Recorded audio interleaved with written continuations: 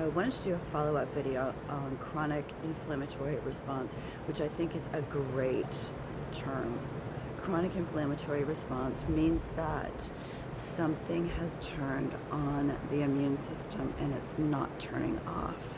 So your inflammation, that part of your immune system, has lost its modulation, and now it thinks that there's this ongoing problem that's responding to when the problem might not be there anymore. So the reason this is important to me is because a lot of the lab testing that you're going to do with a naturopath or with a functional medicine doctor is going to test for the presence of your body's reaction to something. It doesn't mean that something is still there. It means that your body is reacting to the history of something being there. Now, this is applicable to all of those chronic viral diagnoses that people get, like Lyme disease, chronic Lyme disease. Obviously, if you get bit by a tick, take antibiotics and get it treated right away. But chronic Lyme disease, is that really a thing? Is that really a bacteria antibiotic indicated thing? Or has the immune system been turned on?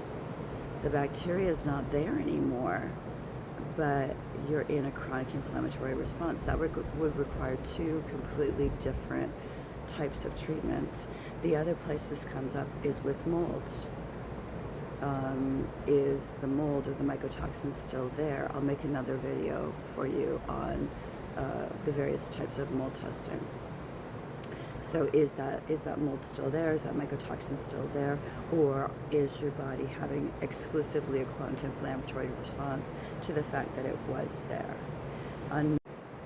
So another place this comes up is in the diagnosis of some of those chronic viral infections, Epstein-Barr virus, cytomegalovirus. There are very few people that don't have some kind of antibody to Epstein-Barr virus. If you're looking for a reactivation, what we call a reactivation of Epstein-Barr virus, then you're looking for the early antigen and the nuclear antigen combination both being elevated. Does that mean that the virus is there? No, it means that your body is responding. So is it appropriate to use antivirals? Well, antivirals are, acyclovir, etc., valcyclovir. Those are much less harmful as a long-term treatment than an antibiotic for obvious reasons, right? We're carrying more helpful bacteria inside of us that we don't want to kill than viruses, but we do have a virology inside of us as well. So I'm not a big proponent of long-term use of those, and I am not a proponent of using those unless you can detect the presence of the species. So let's talk about that. So if you want to detect the presence of a virus long-term inside of you, then you have to do some kind of biopsy or some kind of, it's not going to be in the blood. In the liver would be appropriate. I don't know if you can be able to talk anyone into doing a liver biopsy for a virus. That's pretty off in left field for conventional medicine, but that would be interesting. Like, where does something start? You got to think about the ideas and then go from there. So what I'm trying to get at is that most of these tests are testing for the body's reaction, not the presence of. So let's go back to Lyme disease. When you're testing for the presence of the bacteria, you do an aspiration of fluid from an area like a joint where it might be located. Now, that's invasive, and again, not many people are going to do that. But when you do one of those Lyme tests, you're testing for antibodies to it. That doesn't mean it's there. It means it was there. Maybe it's still there.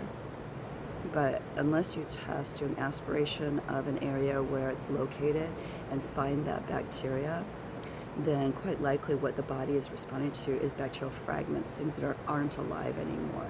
And is an antibiotic going to help you in that case? No, because it's already dead.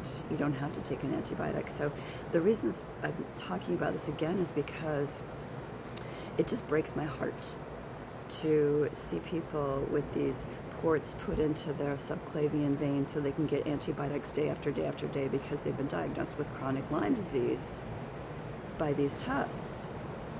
that aren't saying you have a bacteria on board. They're saying you have a chronic inflammatory response. And so maybe you'll be on antibiotics for a couple of years and maybe you'll feel better. Maybe you would have felt better anyways because you're doing other things to make yourself feel better. So again, just to summarize this, because I said a lot of stuff. Chronic inflammatory response is the body responding to something that was there and may still be there. All of the tests that you're going to take for Lyme, for any viral infections or any viral history, and some of the mycotoxin tests are not testing for the actual species.